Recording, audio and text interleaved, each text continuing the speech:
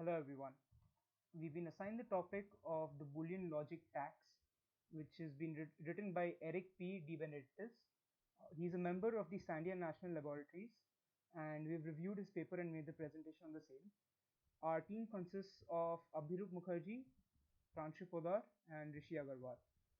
Uh, we have we uh, I am going to start with the basic introduction and go about it, and this is Pranshi Podar, and I will be followed by Abhirup. Okay, so we'll begin now. Okay, so what is Moore's law? As we've already seen, Moore's law basically tells us a basic Moore's law basically tells us a continuous rise in the number of transistors on a chip due to continuous reduction in the feature size. So it basically helps us predict the number of gates that will be on a particular chip in every 1.5 years, and it is usually doubled in every 18 months. It is very important that Moore's law is very important in the progress in computers, and it helps drive the world economic growth. The Moore's law basically relies on the device size reduction, because the area of the chip size does not reduce. The device size, that is the gate size, reduces, because of which we are able to fit more number of chips on more number of gates on one chip. So as we can see over here in figure 1a and figure 1b, the 1a is a generation 1 chip which basically has two of our NAND gates. All right, and when we look at a fourth generation chip, which would basically mean around 4 into 18 months from now, that would be 6 years, so 72 months, we would have 32 NAND gates on the same amount of area of the chip. So we have seen a double into double into double into double rise. So 2 becomes 2 power 5. So this is what basically Moore's law states. It predicts the number of the growth in the size, growth in the number of gates on a chip, right? Furthermore, if you look at figure 1c and 1d, basically what figure 1c and 1d show are the implementation of the NAND gate on the surface of a chip. So the surface area, the different material types that are used, is shown in figure 1c and 1d. Alright, so this is a CMOS representation, and it's not been changed since 1980s. It's a very archaic representation that is regularly used. Now if you look further at this, what we'll notice is that the surface area of each different type of material, so each one of the different colors is a different material, the surface area in C and D of different materials is still the same, because the CMOS representation, as mentioned earlier, is unchanged. Only the number of chips increase because the size reduces. That's it. But the entire procedure and CMOS representation remains the same. Okay, so we look at the importance of Moore's law and how it affects everything, right? So a key feature why Moore's law is used is for energy efficiency. It helps us make more efficient chips every 1.5 years, right? So because of the number of chips, in number of gates increasing per chips, it helps in the number of gates increase per chip, but the amount of energy required per chip does not increase. So basically it helps keep it very energy efficient and become better every 1.5 years. So this also ensures that power dissipation remains the same. Even though the number of gates that are increasing, the power dissipation does not change. Right. Now let's look at heat dissipation in a chip. So heat dissipation basically occurs when the energy signals keep changing from 0 to 1 in the transistor wire. So these are basically radio waveform signals that travel within the wire, and this creates heat dissipation.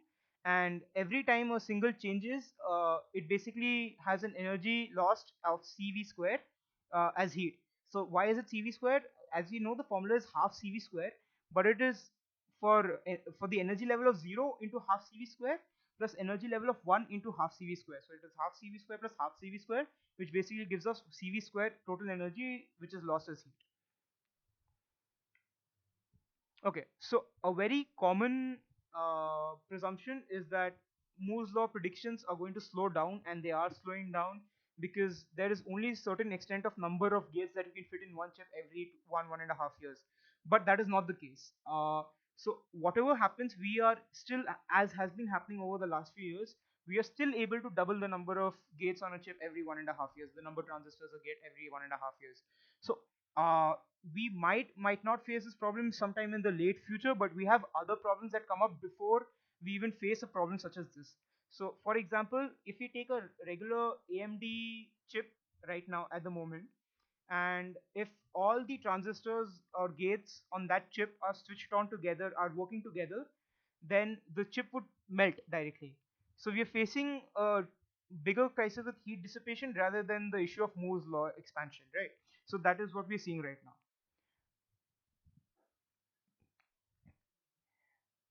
Okay, so now we look at the theoretical aspect of Moore's law. So each gate basically acts as a radio transmitter and a radio receiver. So when an output signal is sent, it acts as a radio transmitter, sending zeros and ones to other gates. And when it acts as it's receiving the input from one of the gates, the zero ones are being received. It acts as a radio receiver. All right. So these signals of 0 and 1 are transferred in the form of radio waves, and they propagate through the cable wire. That is how the signal is basically transferred, right? So each signal basically needs to have an energy of half CV square, and this is required because the gate requires a minimum threshold limit of energy to be detected by the gate. Unless it is less than a particular limit, it would consider that as a background noise and not required noise, and hence not make any changes because of such low input. So it needs a minimum number of amount of energy, after which the gate reads the input and processes it as a signal. Um, Hello, sir. My name is Abhirup Mukherjee, and I'm going to be explaining slide number 7 to um, 12 to you. Now, Pranshu has already explained to you how the transistors within the chip act like transmitters and receivers, which means they act like exactly like a radio. If there's background noise, a radio will not receive any signal. In the same way, if the 0 or 1 radio signal is too weak for the gate to detect, it won't be able to detect, and the transistor will stop functioning. Now, why that is important is because, as we already know, as the number of gates within a chip keeps growing, the power per chip remains constant, which means that the power available for the signals for the zeros and ones within any chip remains constant, and the number of signals increase. So the strength of every signal keeps on becoming weaker as Moore's law goes on advancing, which means the more the chips, the weaker your signal. And we are now approaching a point where soon the signal of the radio signals within the circuit will be undetectable by um, our transistors. It's extremely similar to your cell phones and your which and your landlines in your homes. When you walk away from the central uh, module or your tower, what basically happens is it picks up a lot of static instead of and you're not able to hear the ringtone. The same concept applies for the receiver in the transistors. Now, there are two independent scientist groups. One is Dmitry Nikonov and Ian Young, and the other is David Frank. Both these scientist groups conducted independent experiments where they tested current batch of transistor chips, and they found that they found varying results, but we have a range within which the current transistors fall. So the current transistors, the radio signals within these transistors, fall within the range of 1200 kT ferijoule to 100,000 kT ferijoule. Over here, K stands for Boltzmann constant, and T stands for ambient temperature of 300 Kelvin. So one of the scientist groups conducted a closed experiment where they didn't replicate ideal. They replicated ideal conditions, which is why they got a lower value, and the other had a more real world scenario, which is why he got a slightly different value. Now, one of the issues with being able to pinpoint what the exact value of these radio signals within uh, a transistor chip is that the transistor chip market is an extremely lucrative market. The players who exist within these markets, uh, people like companies like AMD, companies like Intel, Snapdragon, companies who make cell phones, tablets, uh, and computers, all of them have invested trillions and trillions of dollars, and they are an intrinsic part of the world's economy, which is why the stakes are extremely high, and often the estimates such as these of 1200 kt and 100,000 kt, they often get skewed and adjusted to match company agendas. So how the author in our paper, in the paper that we reviewed, he decided to take a range of values. So his range of values was from 1200 to 20,000 and 100,000 kt. And what he essentially did was he theoretically calculated what is can be the minimum value a transistor can detect. And that value he found ranged between 20 to 100 kt. And after calculating and after taking into consideration the rate of acceleration at which current technology is going, he came to the conclusion that we are between 4 to 8 generations away from a complete halt in transistor chip advancements. And this basically means 4 to 8 generations is about 10 to 12 years. And this is extremely scary to hear, because transistors are essentially the backbone of the economy right now, because our entire economy is computerized at this point, and people expect this technology to continue advancing. It's the same way, every 2 years we have from 1 GB to 2 GB RAM to 3 GB RAM to 4 GB to 8 GB. In the same way, people expect, and this computing power is in fact derived from transistors that are continuously improving. And when that stops happening, uh, the like the world's economy will be stunted, and that will be a huge issue.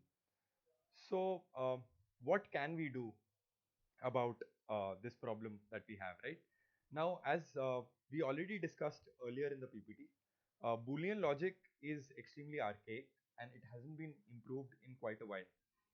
Now, a number of other options are available in the market. They are not practically feasible yet, but they show promise. Now, one of those options is known as reversible logic gate uh, families.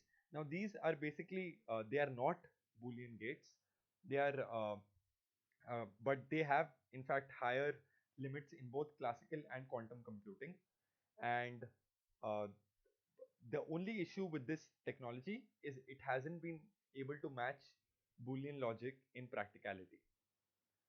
Another question we need to we'll have to answer before we are able to move past Boolean logic is that we are stuck in a rut right now, because everybody has invested all their money, as we already discussed, in Boolean logic approaches, which is why it will take quite a bit of time for other technologies to catch up with Boolean logic.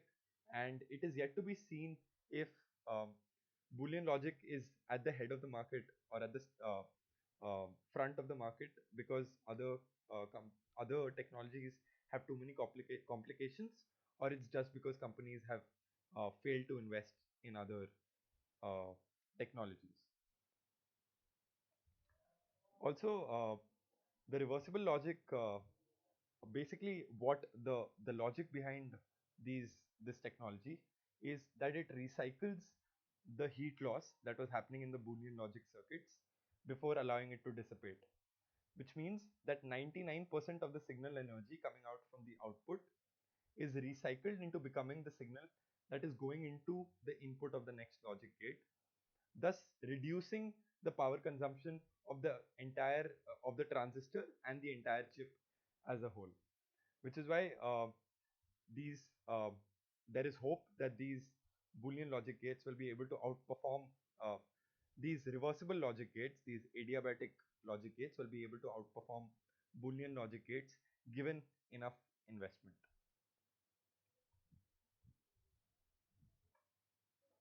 Good evening, sir. My name is Rishi Agrawal. And now I'm going to explain the rest of the slides to you. So in this slide, we can see there are two types of reversible gates are given. One is conditional NOT and another is Toffoli. The main working of these gates is the bottom gate gets true, will return the inverted signal only if the remaining gates give a true value. So, and they behave the same when running in reverse, which is a part of their design subtlety. So now we approach to alternatives. Spintronics is another alternative which is very energy efficient. Unlike Boolean and reversible logic, which provide a mathematical theory, spintronics provide computational structures. But the main problem is that practically they are not possible, but theoretically they might work. So there is a lot of research going on this. And the need for these alternatives is that a lot of work is yet to be there in AI, like for example AI data warehousing, data mining. So these computing approach will inevitably have to emerge at the logic level and join forces with new devices based on new materials. So let's go to conclusion.